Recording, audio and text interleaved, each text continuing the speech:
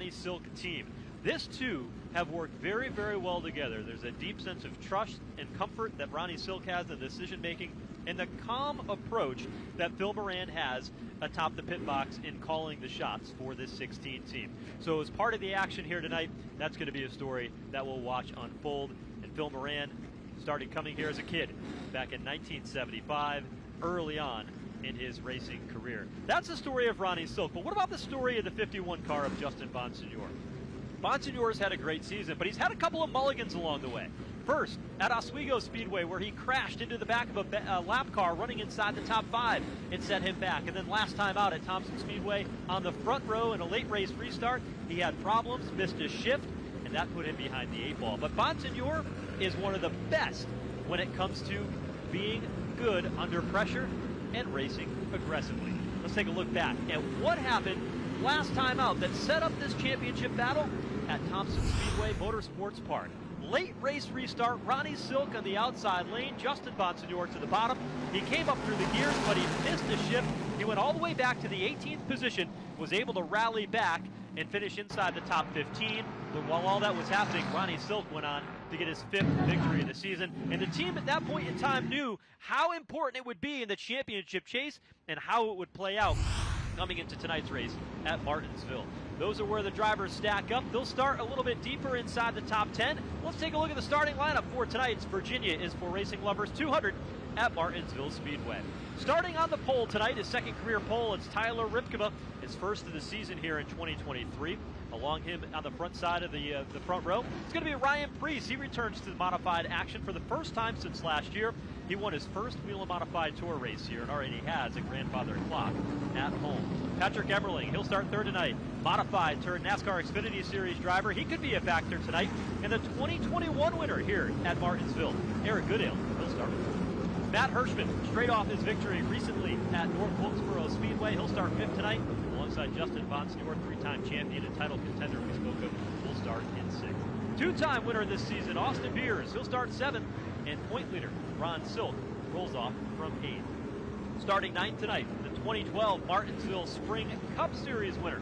That's Ryan Newman in the 39. And Craig Lutz driving for car owner Danny Watts as he retires at the end of tonight's race in the 10th position. Take a look outside the top 10. Dylan Slepian, Riverhead Raceway regular. He'll return to the competition, rolls off 13th. Langley winner and the 4th man in the championship standings, Kyle Bonsignore, starts 14th. Bobby Labonte, NASCAR Hall of Famer, starts 17th here tonight. And Brandon Ward will roll off 19th in the 04 machine. He's the Bowman Gray Stadium champion here this year. Anthony Bello in the 21 car. He'll start 21st tonight. Max McLaughlin starts 24th. Eric Byrne, he's back. He's teamed up with Tim Lapine, last year's championship winning team. The 79 car will start 26th. Burt Myers will start deep tonight. He'll start 32nd. And rounding out our 36 car field will be John Michael Jeanette and Chris Hatton. Let's take a look at the race analysis. 200 laps tonight in the Virginia is for Racing Lovers 200. A beautiful day here in Martinsville. 65 degrees under clear skies. Teams will have 4 tires on pit road that they can change. They'll also have to make an additional fuel stop, so it'll be a couple of stops on pit road. Pit road speed today is going to be 30 miles per hour.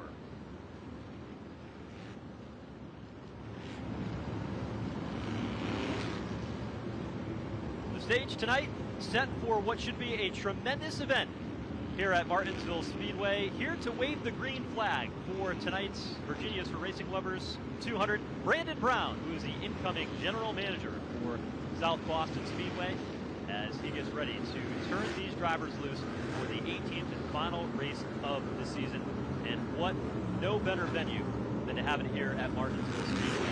Of course, the NASCAR Whelen Modified Tour has spent many years rooted in the Northeast, but when you go back to the beginning, in 1985, the very first championship race for the NASCAR Whelen Modified Tour was held right here at Martinsville Speedway.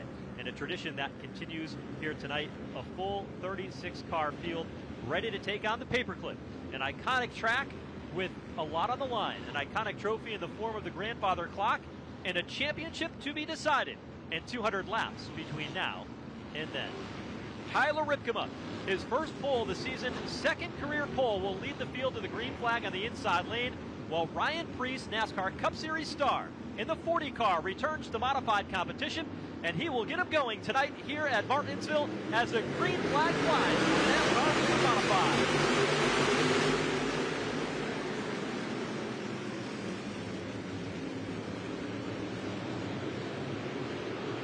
Caution flag is out on the opening circuit as 4 cars have come together off the end of the front straightaway. Ken Hagee is involved, Andy Jankowiak in the number 59, Kyle Ebersol in the 5, and Jean-Michel Chenette in the 28 machine, all colliding at the entrance of turn 1 will bring us under a caution early on here tonight in the Virginia's FloRacing Lovers 200 at Martinsville.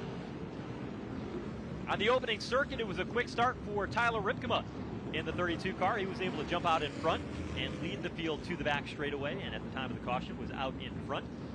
You see the damage on the right front of the 5 car of Kyle Ebersol, and his night does not even make a half a lap before he's got a pretty good amount of damage on that modified.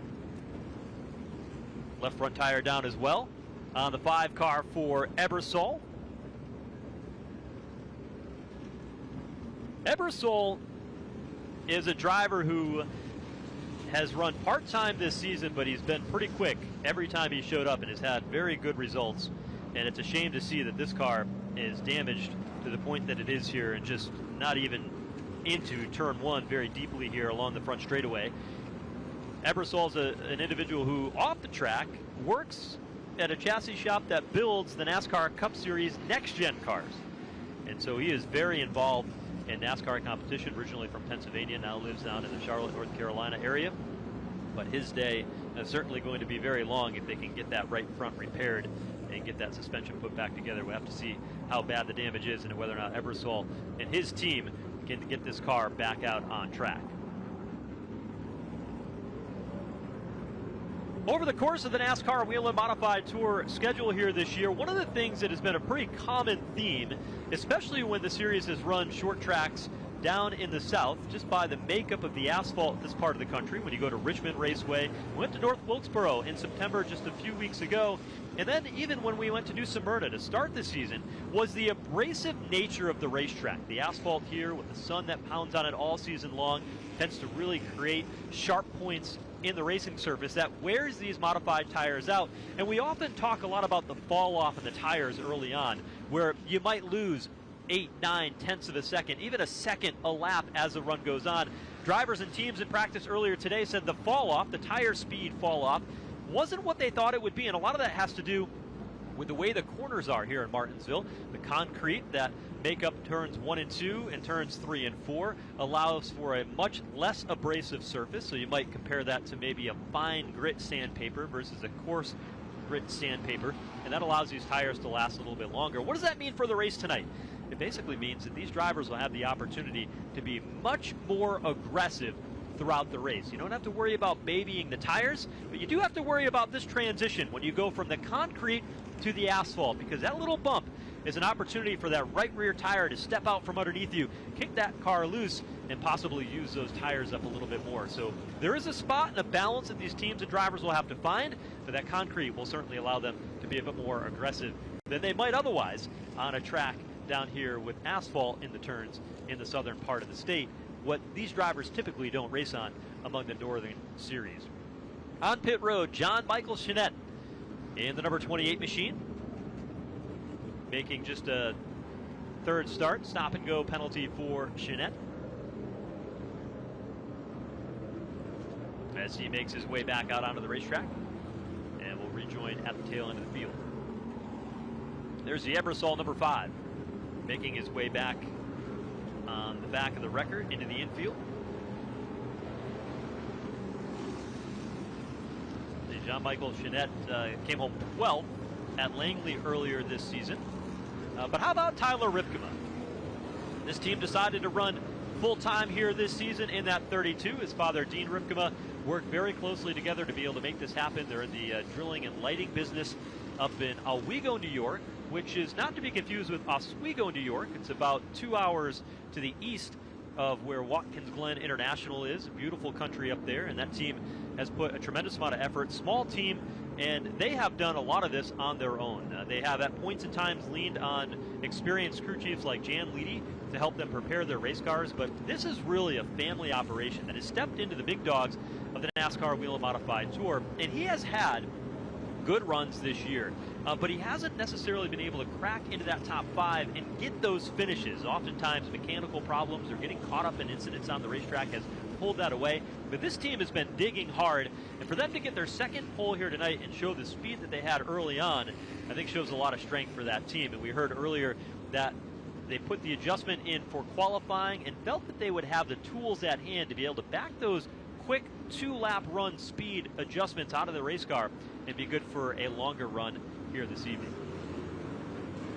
Field is given the 1-to-go signal as they come across the line here at Martinsville. We're going to look at the restart zone when they come through this time. It'll mirror what they use for the NASCAR National Series, this race on the eve of setting the championship for the NASCAR Cup Series before they make their way out to the Phoenix Raceway to settle the 2023 crown in all 3 of the NASCAR National Series. And so they'll use the same Geico restart zone here along the front straightaway that the NASCAR National Series will use throughout the rest of the weekend when we are ready to turn them loose. So 6 laps in, they'll see the green flag with 7 laps complete as Tyler Rypkema will challenge once again alongside Ryan Preece on the outside lane to get us back underway here in the Whelen Modified Tour season finale. The green flag is back out for the restart. Tyler Rypkema off and running as they stack up a little bit deeper in the field. 2 leaders race side by side to turn 1.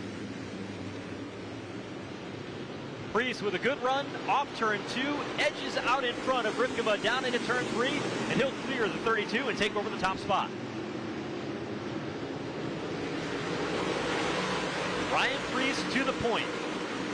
Rypkema now second. And then you've got 2 drivers vying for the 3rd spot. The outside lane, the 58, that's Eric Goodale. He won this race here 2 years ago and has a grandfather clock at home.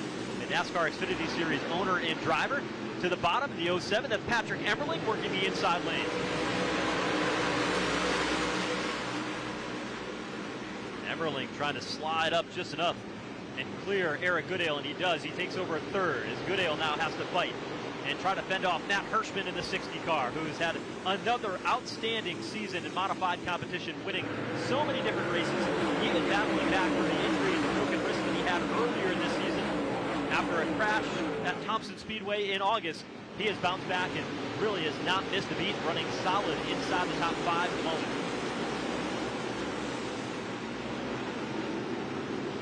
Well, Preece out in front, your championship contenders haven't shown a lot of movement right now. Justin Bonsignor runs 6th. Ronnie Silk runs 8th. Exactly where they started here this evening. They settle in down the back straightaway. A little bit deeper in the field. Kyle Bonsignor in the 22 car, battling with the 19 car of Anthony Sesson. That was a battle for the 11th spot, just outside the top 10.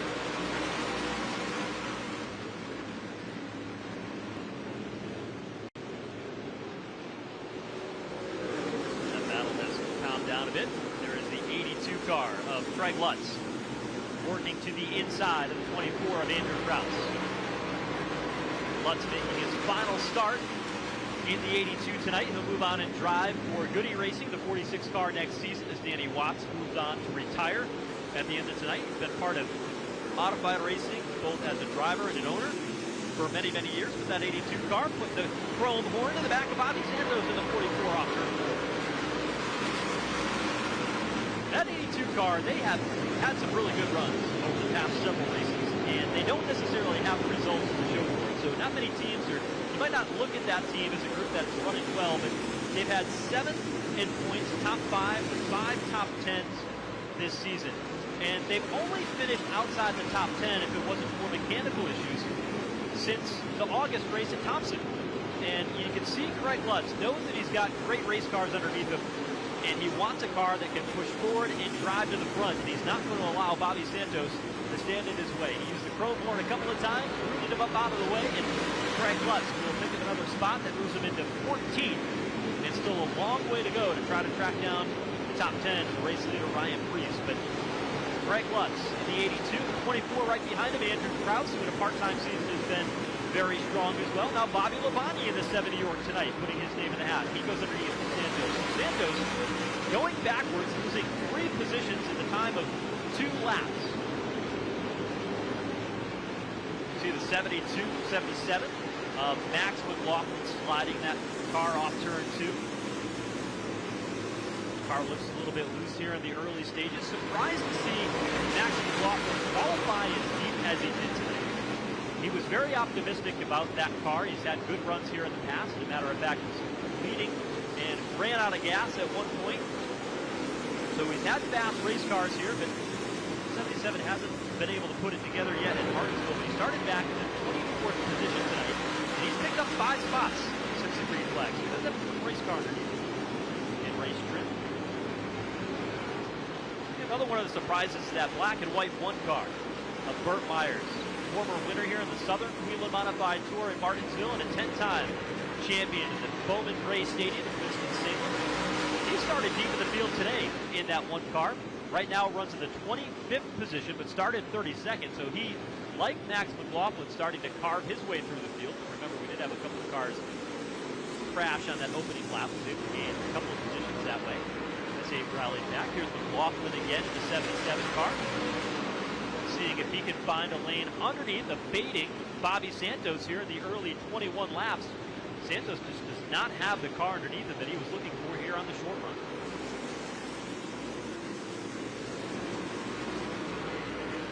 You can see that 77 car, although deep, running 19th, has a car that rotates through the center of the corner. Much better than many of the cars around him. Look at him just cut underneath the 44 of Santos off turn 2, but just did not have the speed to be able to put a wheel to the bottom. We'll be curious to see how loose that 77 car is early in the run, of how loose it'll be late in the run. Typically with modified race cars, they tend to start tight and get loose. Now, if you're running a stock car, maybe a Cup Series car or National Series car here at Martinsville, it might go the other way. You might start them off a little bit loose, expecting that the cars will get tight. Modified racing here at Martinsville is going to be a little bit different, as McLaughlin was able to complete the pass. Of course, a lot of history there for McLaughlin in the 77. His dad won a race here in modified racing. Mike McLaughlin, Magic Shoes, in 1988. He loved to do what his dad did earlier in his career.